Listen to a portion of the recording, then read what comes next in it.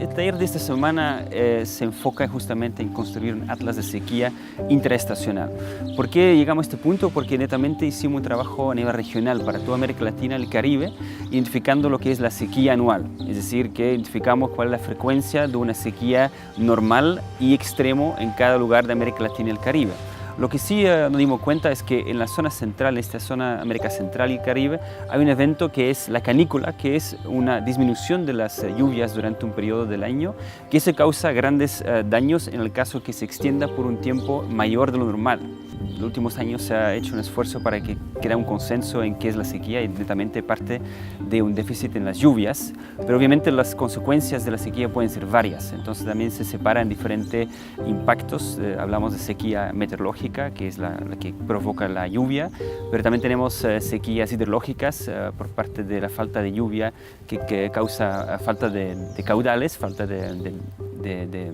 agua en el río, y también tenemos obviamente el impacto sobre la agricultura, que es lo que más impacta a la gente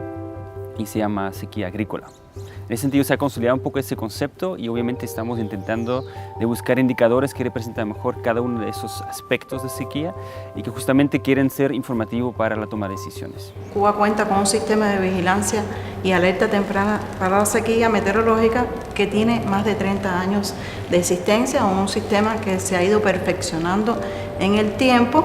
y que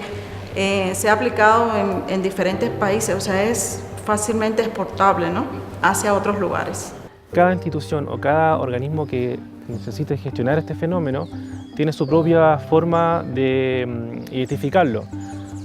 Por ejemplo, acá en países quizás de América Central puede ser que una sequía sea un par de días, en otros países una sequía sea una consecuencia de un periodo mucho más extenso también. Con este atlas que esperamos lograr lo más próximo posible, pues se incorporan una serie de indicadores de las características más relevantes de la canícula y que, lógicamente, en un proceso previo a su versión final de conciliación con las demandas de los productores y de los protectores, pues lo aterrizaríamos más a que haya un nivel de complementariedad y retroalimentación mejor para él. El tema de la sequía es que es un fenómeno que es relativamente lento en su inicio, pero tiene generalmente un impacto de mayor escala tanto en el tiempo que en el espacio. Y eso causa que es un evento que a veces queda bajo de la mirada del público porque queda un poco digamos, no como huracanes o eventos extremos como inundaciones que son más cortos en el tiempo y tienen un impacto muy intenso sobre un pequeño área, mientras las sequías generalmente afectan mucho más gente, pero durante un periodo mucho más largo. En el año 2015 en Honduras se dio un periodo de canícula extenso que causó pues grandes efectos en la población. Para el 2016 pues se alcanzó la cifra récord de atención alimentaria a las familias que fueron afectadas en el año 2015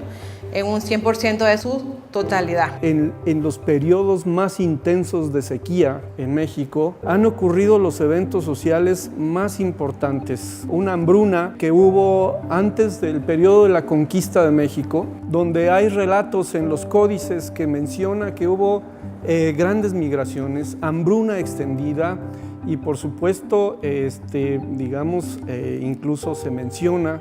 de algunas civilizaciones como la de los mayas, la de los toltecas, la de los olmecas, que sufrieron migraciones y que de alguna manera tuvieron que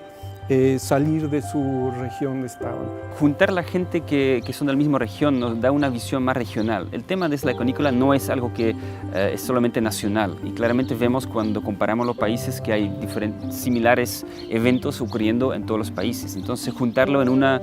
ubicación nos permite visualizar bien lo que está pasando y también vincular con eventos que son causantes o forzantes que vienen de la temperatura del mar o los vientos de varias direcciones. Entonces básicamente nos permite integrar conocimiento y generar un producto que sea de consenso y coherente a través de toda la región de América Central, incluyendo algunos países del Caribe.